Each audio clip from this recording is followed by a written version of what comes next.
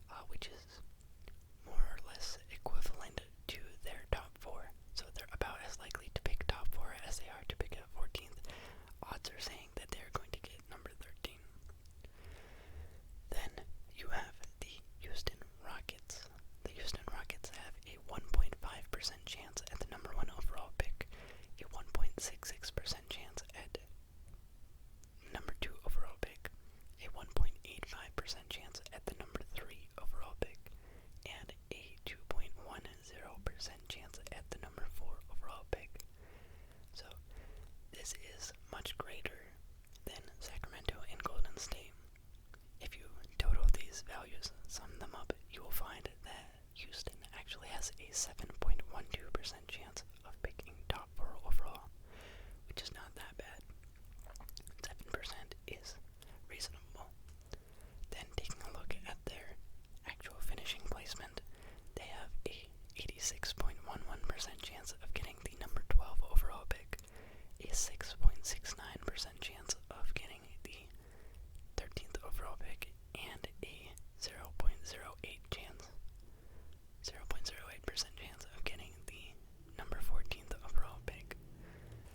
Then, for Chicago, the Chicago Bulls, they have a 2% chance at the 1, 2.2% chance at the 2, 2.45% chance at the 3, and a 2.76% chance at the 4.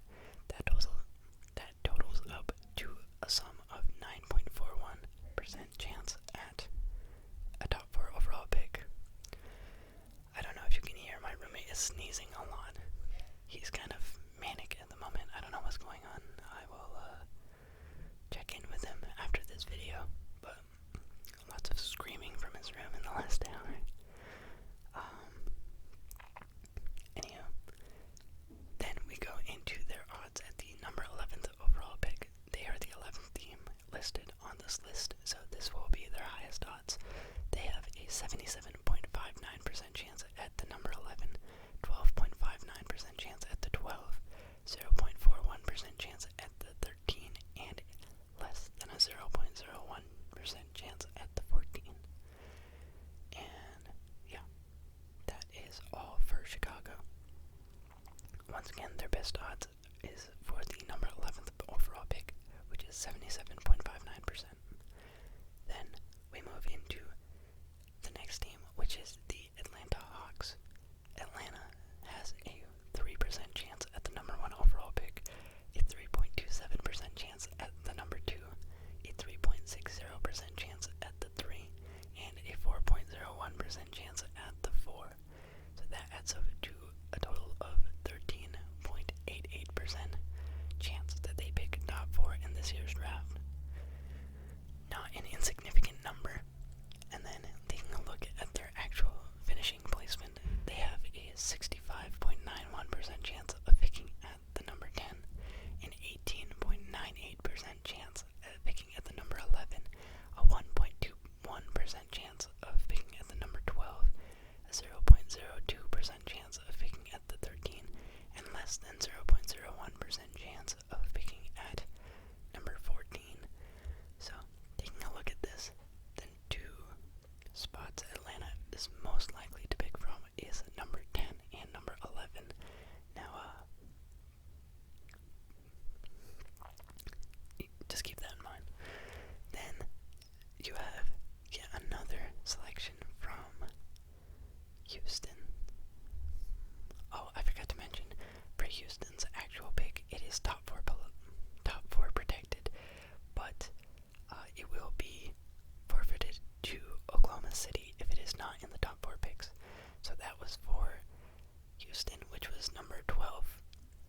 And then you have Houston again listed as the number 9 overall in this list, and that is via trade from Brooklyn. And I guess there was no protection on that trade at all, so doesn't matter what is selected, Houston will get it regardless. So for this Houston pick, you have a 4.5% chance at number 1, a 4.83% chance at number 2, a 5.23% chance at number 3, a 4% chance at number, a 5.71% chance at number 4, and then a 50.73% chance at number 9, a 25.89% chance at number 10, a 3.02% chance at number 11, and a 0.09% chance at number 12, and less than 0.01% chance at number 13. So, Houston with this pick is much more likely to select in the top 4. It jumps up to 20.27%. So, it's a good thing that they made that trade with Brooklyn, because this pick is much better than their actual finishing placement from the season. Their own pick that they hold has only a 7.12% chance of being top 4, whereas this one has a 20.27% chance. Then interesting caveat with theirs, because whereas the other two that we have seen thus far are top 4 protected, Utah's pick is top 10 protected. So if they get a top 10 pick, then they will keep it. But if they pick outside the top 10, then it will be converted to Oklahoma City. So for the Utah pick, they have a 6% chance at selecting number 1, a 6.34% chance at selecting number 2, a 6.74% chance of selecting number 3, a 7.21% chance of selecting number 4, then a 34.48% chance of selecting number 8, a 32.09% chance of selecting number 9, and a 6.75% chance of selecting number 10. So only if it is number 11 or number 12 will they have to forward this pick to Oklahoma City. And for the number 11th overall pick, they have a 0.38% chance, and for number 12 overall, they have a 0.01% chance. So there is less than a 1% chance that this pick will be forfeited to Oklahoma City. And Utah has a total of 26.30% chance of selecting top 4 in this year's draft. Then we move into Memphis. Memphis has a 7.1% chance of selecting number 1 overall, a 7.80% chance of selecting number 2, an 8.14% chance of selecting number 3, an 8.51% chance of selecting number 4, and then a 19.74% chance of selecting number 7, a 34.11% chance of selecting number 8, a 12.88% chance of selecting number 9, a 1.30% chance of selecting number 10, and a 0.03% chance of selecting number 11. And so, this is where we start to see that teams are more likely to select in the top 4 than they are anywhere else. No, I'm totally wrong. Sorry, that's at the next one. Because the highest odds of Memphis is to select from the number 8. They have a 34.11% chance to select number 8 overall. And then their next highest odds would be their top 4 overall. There's a 31.95% chance that they select top 4. So, yeah, I guess Memphis is more or less spread out. Anyhow, then we move into our next spot on the list. I believe this is 14, 13, 12, 11, 10, 9, 8, 7, 6. This is the 6th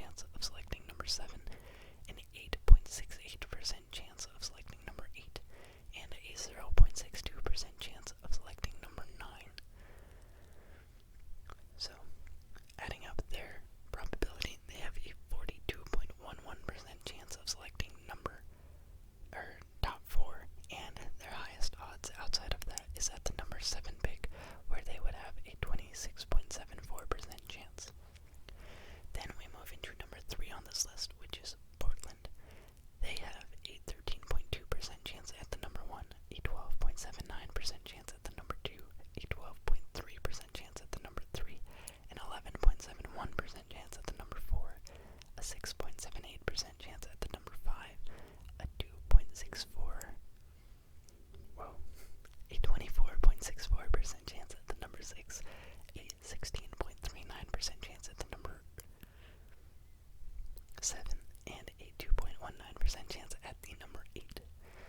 So adding that up, Portland has a 50% shot of picking within the top 4 picks of this year's draft. So as I was saying, Portland has a 50-50 split. There's a 50% chance that they pick top 4, and there's a 50% chance that they pick top 5 through 8. Overall, not that bad. They're guaranteed in the top 8. Not a horrible place to be. Then you have Charlotte. They have a 13.30% chance. Wait, did I say Portland was number 3 on the list? They're number 4. Charlotte is number 3 on the list.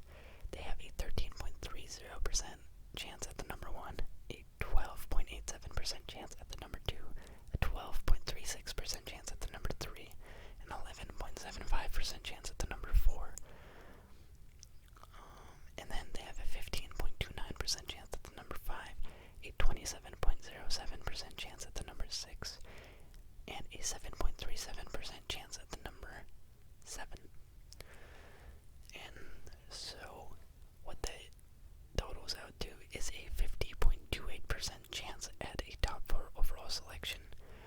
They're almost in the same boat as Portland, except they have one less slot. There's no way for them to get the number 8, so 50% chance of selecting top 4, 50% chance of them selecting 5, 6, or 7. And then you have our second worst team on the year, the Washington Wizards. They have a 14% chance at the number 1, 13.41% chance at the number 2, a 12.74% chance at the number 3, and an 11.97% chance at the number 4. And then after that, you have number 5. What am I saying? At the number 5, they have a 27.84% chance and a 20.03% chance at the number 6. So their top 4 overall likelihood is 52.13%. And this is actually the exact same case with the Detroit Pistons. The Pistons have an identical top 4 at 14% at 1, 13.41% at 2, 12.74% chance at number 3, 11.97% chance at number 4, coming out to 51.3% chance of selecting top 4. And then they have a 47.87% chance of selecting number 5, which is, it's kind of interesting for Detroit. Each individual pick, since they have such a small range, their most likely by far is number 5. They are slightly more likely to pick top 4 than they are number 5th overall, but there is a high percent chance of them getting number 5. Like, it is one of the most certain probabilities we've seen. Outside of Houston, in Houston's pick from Brooklyn has a 50.73% chance at the number 9. Ever since then, we haven't seen a percentage as high as 47.87%. So it's fairly likely that Detroit picks number 5, even though they were the worst team in the year. And so, now, based on all these probabilities, we are going to go into the actual results of the NBA Draft Lottery. What they do is they stream, like lottery numbers. They have all these ping pong balls in a giant thing, and then they invite people out, and they spin it, and then they show you the ball. Or actually, they don't show you the ball, they just read the ball and tell you who got which pick. So, what we're gonna do is read out in reverse order who got which pick this draft lottery. So at number 14, you had the Golden State Warriors being selected, which they had a 96.63% chance of that happening, and thus they have to forfeit this pick to Portland since it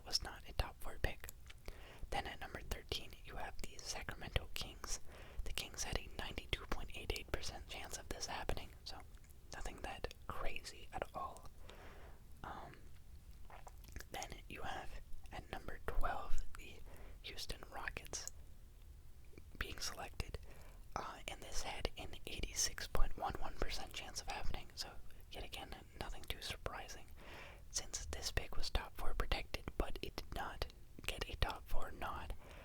It will be forfeited to Oklahoma City. And then at the number 11, you have the Chicago Bulls being selected. They had a 77.59% chance of this happening, so nothing out of the ordinary. And then at number 10, you have the Utah Jazz. Now this is our first surprising entry.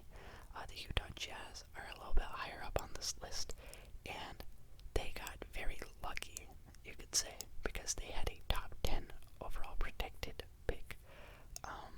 So if they select top 10, they get to keep it. If they get 11 or 12, then they have to forfeit it to Oklahoma City, and they just barely made that cutoff. But with that being said, this was the absolute worst spot that Utah could get their pick and still retain it. There was only a 6.75% chance that they were going to select number 10 overall.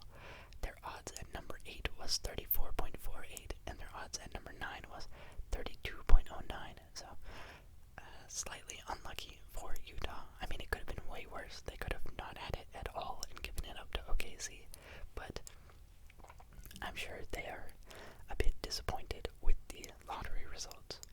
And then at number 9, you have the Memphis Grizzlies.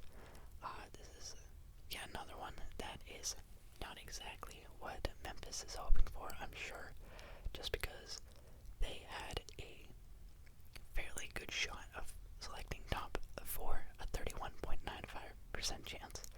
And then in terms of their other odds, their greatest percentage was 34.11% chance at getting the number 8 overall pick. That was most likely what was going to happen for them.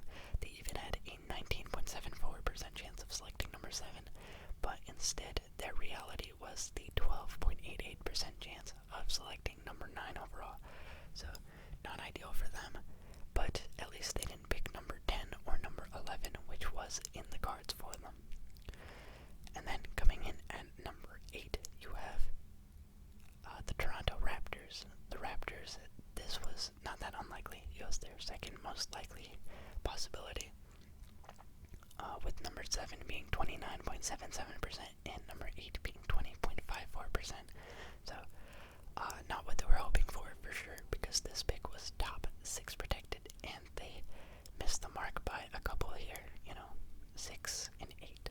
So, they unfortunately will have to give up this pick to San Antonio, and San Antonio is very happy because, as you might remember, they are also selecting in the draft, and they have not been called yet. So, this ensures that San Antonio will have 2 top 8 overall picks. That's some great capital. And then, after that, you have at number 7 overall, the Portland Trailblazers. Wow, that's actually quite bad for them, I must say. I guess it could be slightly worse. The Trailblazers had a 16.39% chance of selecting number 7, and their overall spread was very even. They had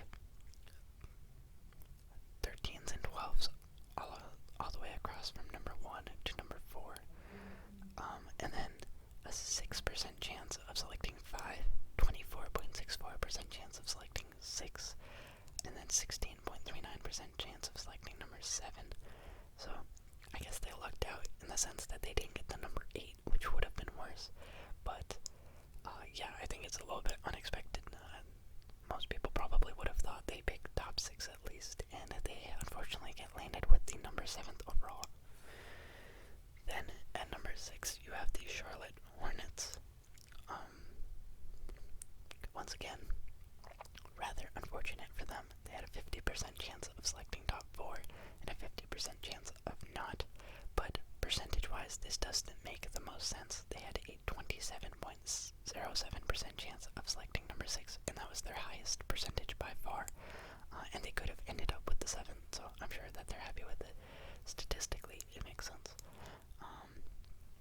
Nothing too unfavorable about it, so I'm sure they're okay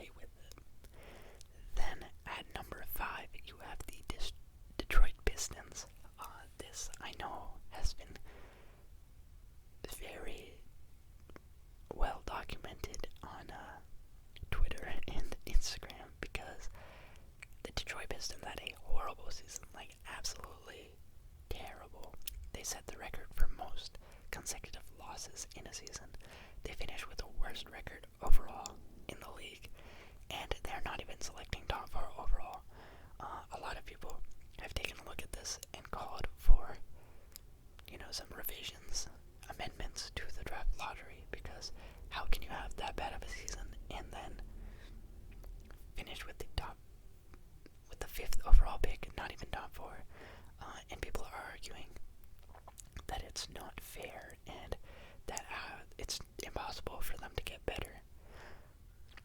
But I don't know if that's really the case. Taking a look at their odds, it is a bit peculiar how high of odds they have for number 5 overall to be the worst team in the league, but to have such a strong case for the number 5. There's a 48% chance that they get the number 5, and just take a look at the number 5 overall pick. There's only 5 teams in the running for it. San Antonio has a 2.2% chance of getting the number 5. Portland has a 6.78% chance of getting the number 5. Charlotte has a 15.29% chance, and Washington has a 27.84% chance.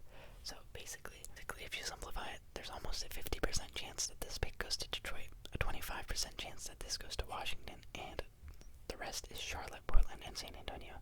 So when you take a look at that, it's not that crazy that Detroit got the number 5, but it is kind of like, why is it so high? This basically means if you finish the worst overall in the league, you're pretty likely to get the number 5, because if you have that much of a chance at getting number 5, is gonna happen pretty often. It happened last year and the year before, and it's just because the odds are kind of crazy. Take a look at Washington. They have a 27.84% chance at the number 5 and a 20.03% chance at the number 6. But those two things add up, and they add up to the same amount as the number 5 overall, but it's within the same pick, it's less spread out, you know what I'm saying? So their odds are really concentrated in this one pick, and so whoever is the worst overall team is almost most likely to get that number 5, just because it's such a small pool selecting. It's kind of unfortunate, is what it is. But yeah, rough. Anyways, after that we move into number 4 overall, and this is where the San Antonio Spurs were selected. They had a 10.52% chance of selecting here. They escape their 19.63% chance of selecting number 6, or their 26.74% chance of selecting number 7. Those were their most likely spots. Instead, they get that glorious top 4 overall, and this is going to be huge for a team that's building around Wemby. Wemby just won Rookie of the Year, had a fantastic season, and now they have the number 4 and the number 8 that they can use. They can trade these for other assets. They could draft other young stars to develop with Wemby. Whatever they want to do, they definitely have a lot of good draft capital in this upcoming offseason to work with. So, exciting times in San Antonio. And then you move into number 3. And this was awarded to the Houston Rockets from their pick from Brooklyn. Absolutely huge for Houston. This was a very slim shot. The Houston Rockets only had a 5.23% chance of selecting number 3. The majority of their odds was at the 9th overall. They had a 50.73% chance at the number 9, but unfortunately that went to the Grizzlies. The Grizzlies had a far, far smaller percent chance of selecting 9th, only 12.8%, so about 1/4 as likely as Houston was at that pick.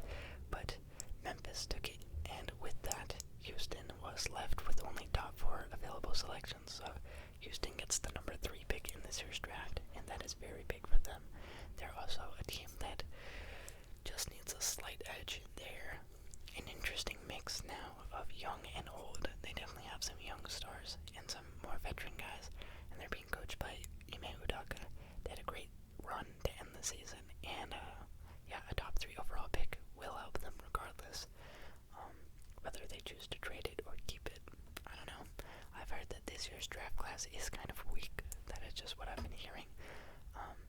So, not too sure how teams are going to feel about it, if they're going to want to try and retain these picks or trade it for future capital where there's a stronger draft class. I don't know. But with that, we move into the number 2 overall, which was awarded to the Washington Wizards. This is not too surprising in my opinion. The Wizards, they were tied for the second best odds at getting the number 2 overall pick, 13.41%.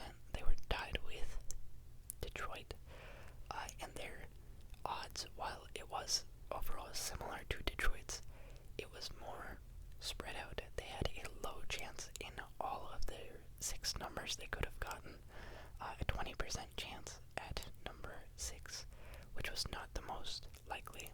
Charlotte and Portland had higher odds of selecting number 6, of which Charlotte won that one. And then at number 5, Detroit had a much higher chance of selecting number 5, 47.87 to Washington's 27.84. So really, being second on this overall drafting was a very good spot for them because it allowed them to climb into this top 4 overall relatively easily, and they walk away with the number 2 overall pick. And finally, the winner of this year's NBA draft lottery is the Atlanta Hawks, and this is a huge surprise because their odds were so slim on this. They only had a 3% chance of winning the draft lottery, and this comes from their top 4 chance. They did not finish anywhere near the worst in the league. They actually had a 65.91% chance of selecting number 10 overall, which is very close to 2/3. They had a 2/3 chance of selecting number 10, and unfortunately, Utah, who had a 6.75% chance of selecting number 10, got the short end of the stick. And so, with them dodging number 10, number 11, number 12, number 13, and number 14, the only thing that was left for Atlanta was their 13.88% chance at a top 4 overall pick, and they somehow just kept managing to escape, and yeah, they end up with the last ball standing. Congratulations to them. This is definitely interesting. I do see why people are upset with Atlanta winning it, because they weren't close to the worst team in the league, and their odds were very slim, but that is kind of how probability works, it's just a percent chance, and it's showing that it is possible. Wilder things could have happened. You could have had a less than 0.01% chance of something having happened. Not that any of them did, but to put this in perspective, what was the other most unlikely thing to have occurred? I guess Houston had a 5.23% chance of selecting number 3. That's pretty low. And then Utah had a 6.75% chance of selecting number 10. That was also pretty low, and it did occur. So I'd say the biggest loser of this year's draft is Utah, and the biggest winner, Atlanta and the Rockets. And the Pistons, while they're a loser. They lose a lot, but that's kind of how it is. That's how the draft lottery has been set up. If you're the worst team in the league, you're probably going to end up with the 5th best pick, which is a weird anti-tanking strategy, but it makes some sense to me. As for those allegations that they're throwing out, I don't think it's Detroit fans. I think it's just people who are saying that this is unfair. I disagree. I think that they should maybe adjust the numbers. I don't know if I agree with these probabilities at the top 4 overall. I think there should be a higher weighted percentage towards these top 5 worst finishers, so they have a better chance. I don't like how highly favored number 5 is for the number 1 worst team in the league. I think it should be closer to like 20, 20, 20, 20, 2020, so they're equally likely to pick in there anywhere in the top 5. Instead, they kind of get forced into the 5th overall pick. And then, yeah, Atlanta with their 3% chance getting it. Though it is unlikely, like, that's kind of how the system is set up, and I kind of enjoy it. I think that it adds a layer of unpredictability. You can't ensure that you're going to get who you want just by losing games. And, though Detroit wasn't really trying to lose games, I don't think we need to take pity on them. Like, the draft is not the only way to improve your team. These people are saying that, like, how can you ever get better if you don't get the 1st overall pick? That's not true, you know? There's no free agency, there's no trades. You can have an adequate GM and improve a team without relying on the draft. Like, obviously it's not the same sport, but look at the LA Rams. They don't even select in the 1st round, and they are still very good, very competitive year in and year out. And the Pistons, their roster is bad, but that's kind of on them, I would have to say. It's not like they don't have money, it's just their lack of good moves. Monty Williams, I did think was a good move, but their roster is just not built for success. They have Cade Cunningham, and then they have a bunch of prospects that they got that are young, that are just not gelling together and not performing very well. As of last year, the best player on their team outside of Cade was Bojan Bogdanovic, and then I guess Alec Burks, and they traded both of them away. Those were their 2 vets. So honestly, get older, get some better players on your team, sign them, trade for them, do something. You employed Killian Hayes for like 3 years in a row. I don't think that having the number 1 overall pick is saving this team. I think they need to work on their scouting, they need to work on their development. There are many other issues. In the draft lottery is not their biggest op, it's definitely themselves.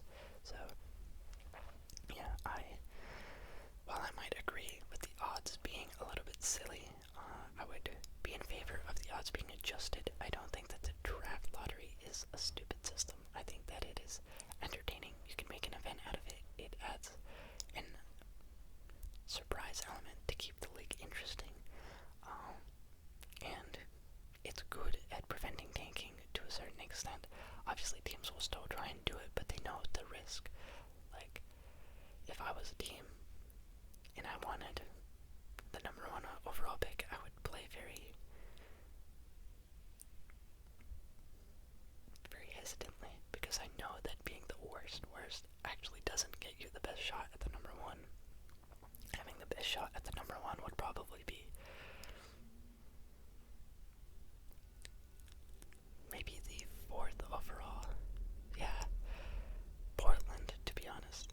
I liked Portland's odds the best. Obviously, they got the number 7, which was tragic for them, but if you take a look at it, Portland has 4th best odds at number 1, 4th best odds at number 2, then 4th best odds at number 3 and number 4. They have 4th best odds at number 5. They have 2nd best odds at number 6. Their 4th best odds at number 7, and the worst odds at number 8. So it's unlikely that you're picking 7 or 8. If you manage to escape number 6, then it's almost equal. Like, anywhere in the top 4, you have just as good of a shot as anyone else. So being the 4th worst team in the league is kind of where you want to be. And yeah, as a tanking team, that is hard to achieve. And even then, the ping pong balls don't always roll in your favor. So I like it. I think that it's a fun system, and I'm okay with keeping it, but with a few adjustments. And I'm very excited for this offseason. I think that Portland with 2 lottery picks, San Antonio with 2 lottery picks, Atlanta with the number 1 overall, it's going to make for a fun offseason. We're going to see some trades. I also don't know what Oklahoma is going to do with this number 12 overall pick, if we're being real. Like, their team is good. They're already very young. Do you want a younger person? Like, they have so many picks in the next 6 years. And other for example, if OKC goes down right now against the Mavericks and they realize, yeah, maybe we're not that big, maybe we want to vet an older guy with some experience. You could take like 3 or 4 of those picks. You don't need all of them for sure. And throw them at the Suns, who have no picks at all, and get Kevin Durant back. You can have a reunion, a younger-led team with an old head guy. I think it would be Shea's team, and Kevin Durant would be the number 2 option, but like, we've seen Kevin Durant run behind a superstar point guard before, and then in the playoffs, when they need him, he does elevate to that next level. So it could be an ideal situation for OKC. Maybe that's something that they do. Get that hometown reunion, give a chance for Kevin Durant to, kind of remove some of the tarnish off of his legacy. He gets a lot of criticism. Maybe he can do what LeBron did with his original team. And yeah, that could be very fun. We'll see. The offseason holds a lot of possibilities, and I'm excited. But yeah, that's all that I've got for you guys today. Thank you for watching. If you enjoy content like this, feel free to like, comment, or subscribe. I'll be putting out more videos as the week goes on. I just finished midterms last week and the job interview. It was a very interesting up and down week.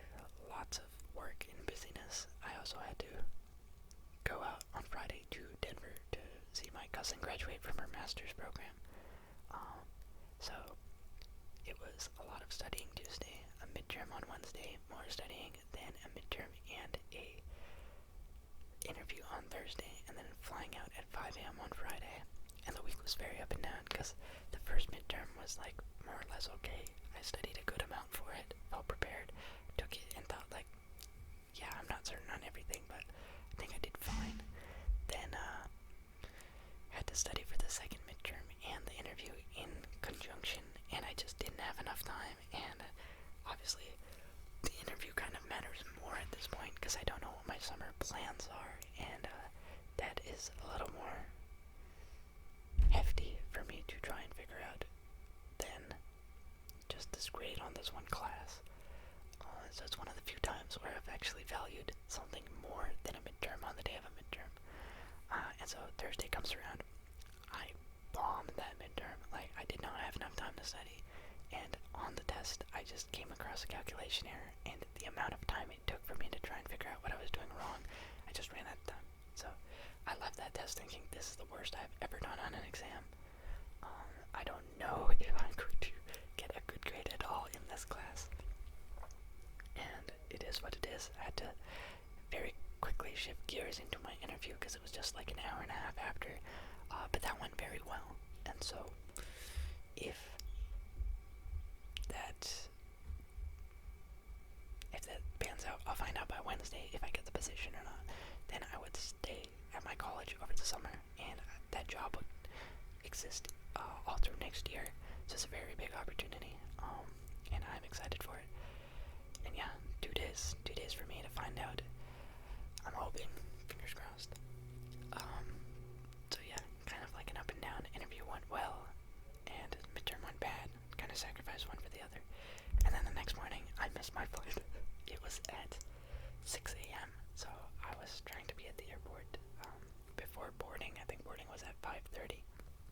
I had an alarm set for 4:30 because our airport is very small. You can arrive 5 minutes before boarding time and make it through security.